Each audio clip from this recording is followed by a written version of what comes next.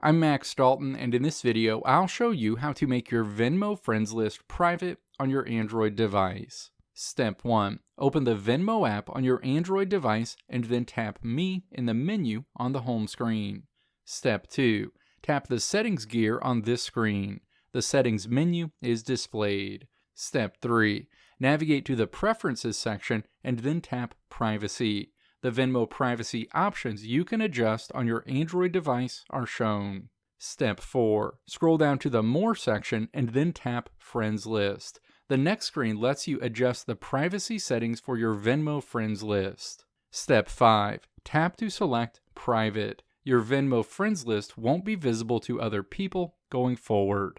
Let me know if this video helped you out in the comments below. If you liked what you saw here, click the video links on the right side of the screen to check out another video.